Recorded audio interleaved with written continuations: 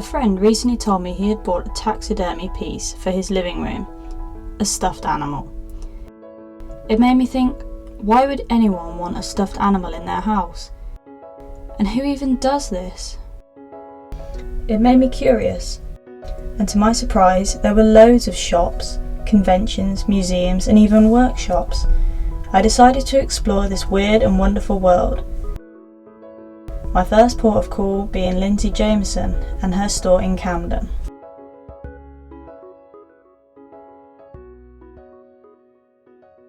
So you obviously haven't always had the store? No.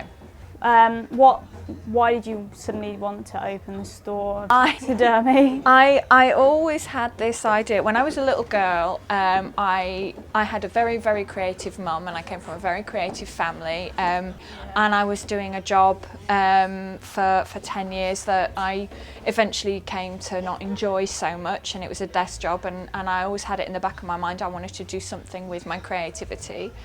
And through doing the classes and meeting all the people I've met, I've come across some really great art that I admire, and I thought, why not open a shop that's kind of showcases people's work whose pieces I admire, who have also become my friends.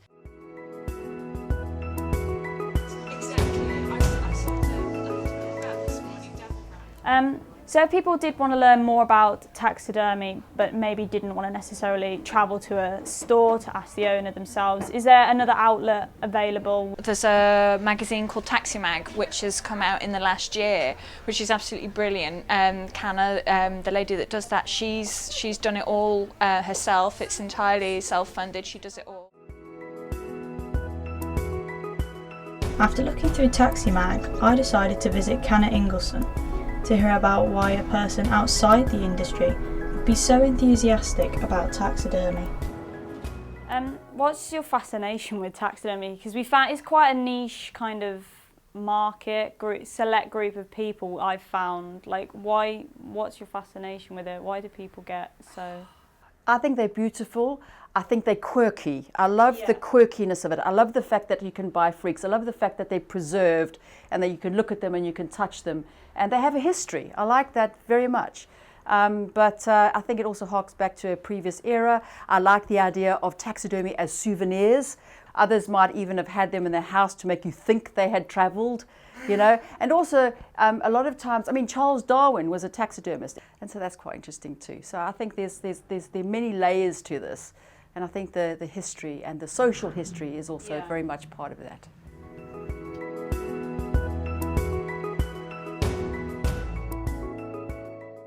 So when I went to speak to Lindsay Jameson in Camden, she gave me the copy of Tax Mag.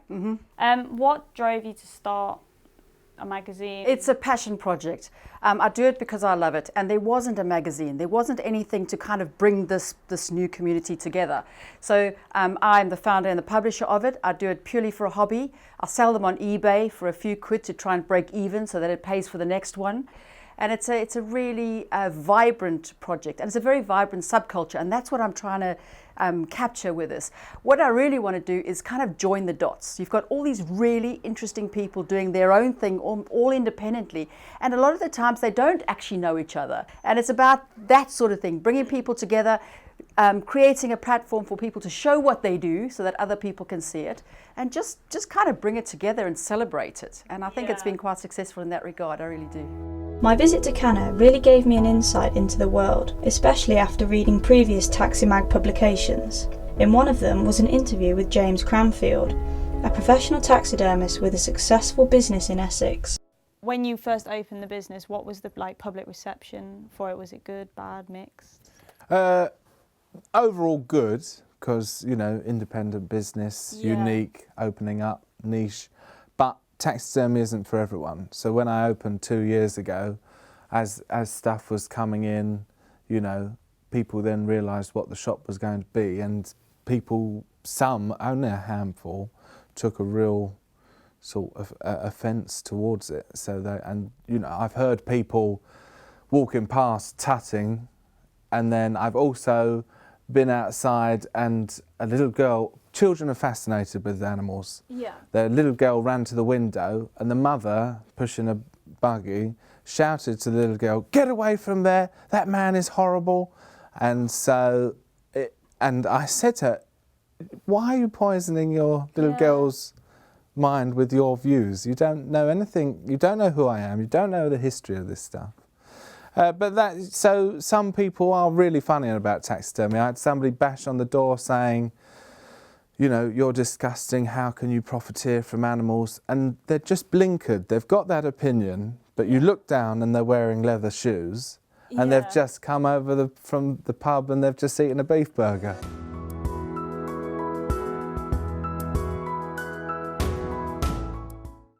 So is taxidermy getting more popular, or like I've read that it's over the past 5 years, it's kind of the businesses in London, the business is kind of getting somewhere close to... London is the hub for all the arts. Taxidermy is being run as a commercial enterprise. Yeah. You know, it's become fashionable. The next step on from buying it is doing it yourself. You know, once you build a collection, somebody then might think, "Oh, well, I actually fancy stuffing a crow or a squirrel or something else common like a mouse." And so they will go, and if you're really interested, you'll do an intensive 1 or 2 or 3 day course. You can go if you go with a professional taxidermist. But you can also just go on an evening sort of night out and stuff a mouse. The taxidermy world is booming with businesses and opportunities. If you go on the internet, there are workshops and academies all over London. I contacted Sarah Keane, a taxidermist who runs her own classes. Hi, is this Sarah Keane? Yeah, you run taxidermy workshops. You're free tomorrow? A squirrel.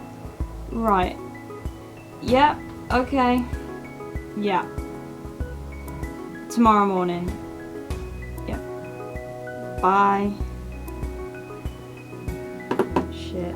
I was about to do my first piece of taxidermy. And as I said, he's a little bit, well, quite a lot cold to the touch because he came out of the freezer last night.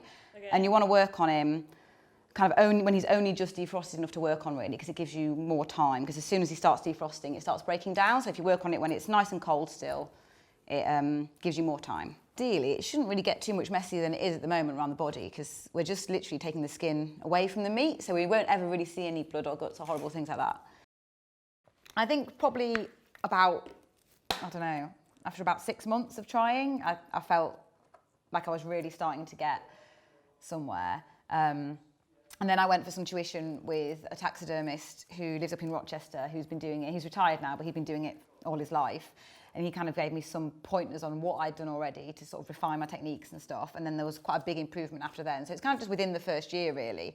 I started to feel like much more confident about it. But yeah, I think as far as mastering it goes, I'll probably be doing that for the rest of my life. I think because you can always get more and more refined. Still learning. Yeah, and I think the worst part is I think the better you get, the more critical you get as well. Because I remember doing things years ago and thinking, "Oh my God, this is amazing. I've made the best piece." And then I look at it now and I think it's horrible. And you kind of, the more things you know how to do, you critique every little bit a lot more. So, yeah, I don't know. I think I'll always be learning.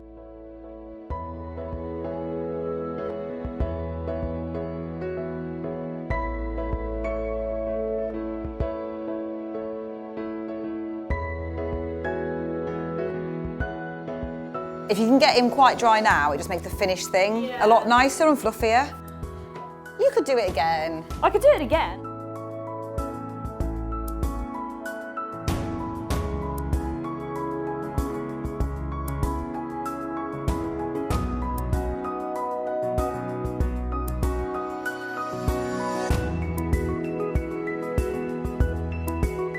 I think you're done. Woo!